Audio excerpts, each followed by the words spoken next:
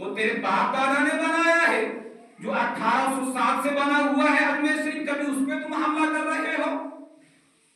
میرے قوم کے جوانوں یاد رکھو، ضرورت اس بات کی ہم بڑھ چکے ہیں آپس میں کہ وہ وہابی ہے، وہ دیوبندی ہے، وہ رافضی ہے، وہ قادیانی ہے، وہ شیعہ ہے۔ اب ایک ہی اپنا رشتہ رکھو، اب وہ یہ رشتہ رہے گا اپنی زبان پہ کیا؟ لا الہ الا اللہ۔ پورے روئے زمین پہ ہمارا آپ کا رشتہ کیا ہے؟ لا الہ۔ ہمارا آپ کا رشتہ کیا ہے؟ لا الہ الا اللہ۔ علامہ اقبال نے کہا تھا کہ ایک ہی صف میں کھڑے ہو گئے محمود و ایاز، نہ کوئی رہا بندہ نہ بندہ نواز۔ ہم تو بڑھ چکے ہیں کہ وہ انصاری ہے، وہ منصوری ہے۔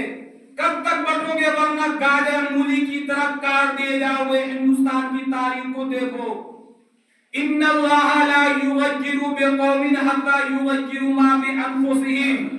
کسی بھی قوم کی تاریخ کو اللہ نہیں بدلتا ہے جب تک کہ وہ قوم خود اپنی حالت کو بدلنے کو تیار نہ ہو جائے۔ میں ایک واقعہ آپ کو سناتا ہوں۔ اندلس کی سرزمین ہے جہاں مسلمانوں نے 700 سال پر حکومت قائم کر رکھا تھا۔ وہاں سے اسلام کیسے نکلا، وہاں سے مسلمان کیسے مٹ گئے، تاریخ پڑھیے گا تو آپ کو حیرت ہوگی۔ ایک انگریز کمیاب تھتر نے مسلمانوں کے نفس کو پکڑ کر جاننا چاہا، اس قوم میں زندگی کتنی ہے، اس قوم میں حرارت کتنی ہے، اس قوم میں بیداری کتنی ہے۔ ایک عیسائی نیم پاگل کو اندلس کی شاہراہ پہ کھڑا کر دیا اور کہا جی کھول کر گالی دو محمد عربی کو ماشاء اللہ، جی کھول کر گالی دو سیدہ فاطمہ کو۔ اسی راستے سے دانشور بھی گزرا، اسی راستے سے ڈاکٹر بھی گزرا، اسی راستے سے انجینئر بھی گزرا، اسی راستے سے پروفیسر بھی گزرا، اسی راستے سے ریڈر بھی گزرا، مگر کسی نے بھی اس پاگل کو روک کر اس کے چہرے پہ تو سناٹے دار تماچے رشید نہیں کیے۔ خاموش رہ، تو میرے آقا کی شان میں گستاخی کرے گا، تیری زبان کھینچ لیں گے۔ کسی ڈاکٹر نے ایسا نہیں کہا، کسی انجینئر نے ایسا نہیں کہا، کسی بارسٹر نے ایسا نہیں کہا، سب یہی بولتے رہے بولنے والا پاگل ہے، پاگل کی بات نہیں پکڑی جاتی، بولنے والا مجنون ہے، مجنون کی بات نہیں پکڑی جاتی۔ اس انگریز محقق نے کہا میں سمجھ گیا ان کے سینوں سے حقیقی محبت کا مفہوم چھین لیا گیا ہے، شراب نے چھین لیا ہے، آوارگی نے چھین لیا ہے، بےہودی نے چھین لیا ہے، بدکرداری نے چھین لیا ہے۔ اس لیے ابھی چوکو وقت ہے کہ اندلس سے اسلام نکال دیا جائے جہاں 700 سال اسلام ہوا۔ کبھی کسی نام پر ختم کرنے کی کوشش ہو رہی ہے، جمعہ کا دن ہے، وقت نہیں سمجھنے کی کوشش کیجیے آپ۔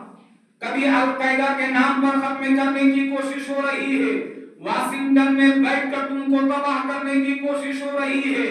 تیل تمہارا ہوتا ہے، قبضہ اس کا ہوتا ہے، آنکھیں تمہاری ہوتی ہے، دیکھتا وہ ہے، پاؤں تمہارے ہوتے ہیں، چلتا وہ ہے۔ اے اسلام کے بیٹو، تم اپنی فکر نظر کے اجالوں کو روشن کرو۔ اے اسلام کے بیٹو، تم اپنی فکر نظر کے اس گلشن کو آراستہ پراستہ کرو۔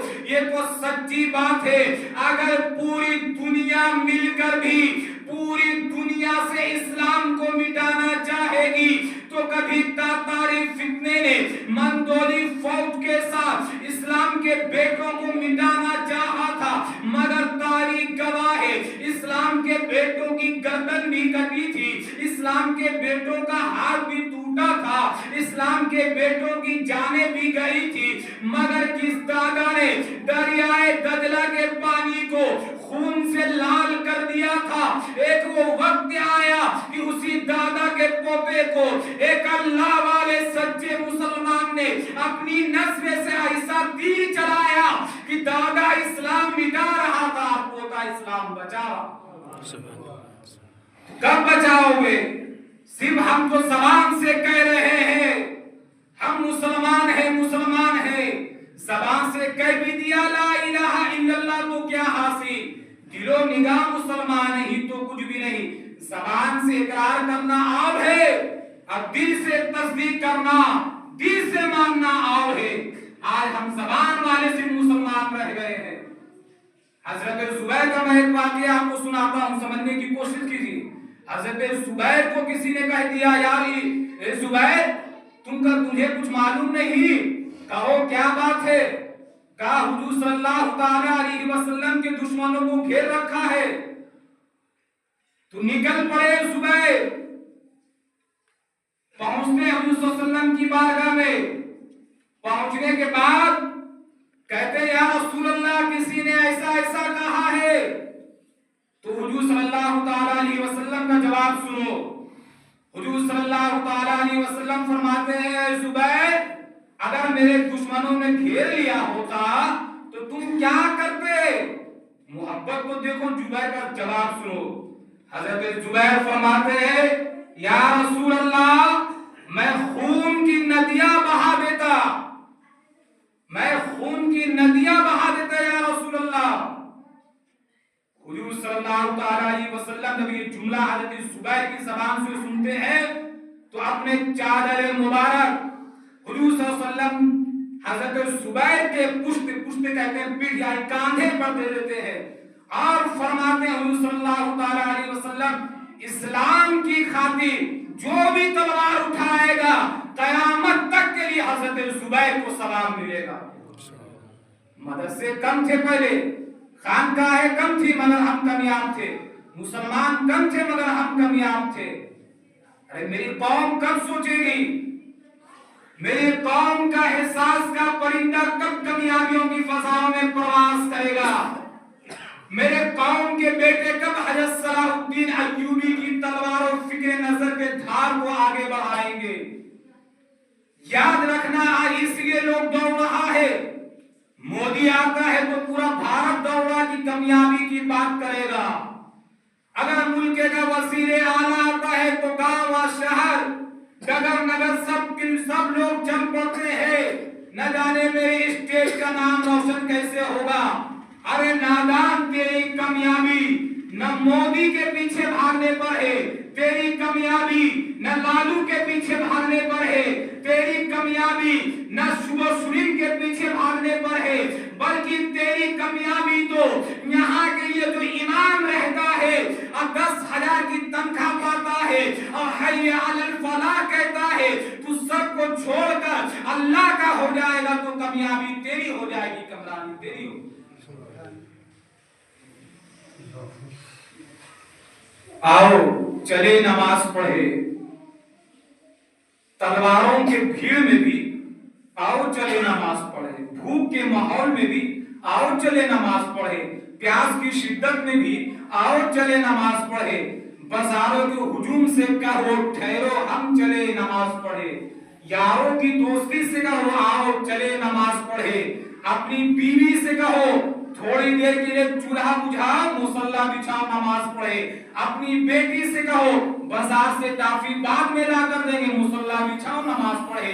اس لیے جس دن آپ نماز پڑھو گے آپ کی دل کی دنیا بدل جائے گی. نماز آپ کے پاس ہے، کامیابی بازاروں میں ڈھونڈ رہے ہیں. نماز آپ کے پاس ہے، کمرانی سیاست کے ایوان میں ڈھونڈ رہے ہیں. ارے تجھے معلوم نہیں 18 سال کی عمر کیا ہوتی ہے؟ مستیوں کی عمر ہوتی ہے. لوگ 18 سال کی عمر میں مستی کرنا پسند کرتے ہیں مگر ایران کی سرزمین سے ایک 18 سال کا اسلام کا بیٹا نکلا جسے دنیا محمد بن قاسم کہتی ہے. جب چند ہزار فوج کے گھوڑوں کو لے کر نکلا تھا کس بنیاد پر نکلا تھا؟ جب اسلام کی بیٹیاں کشتیوں پہ سفر کر رہی تھی، دریا سے کشتیاں گزر رہی تھی، اس پر اسلام کی بیٹیاں بیٹھی تھی. راجہ طاہر نے اپنی فوج کے ذریعے اسلام کی بیٹیوں کو قید کروا لیا تھا.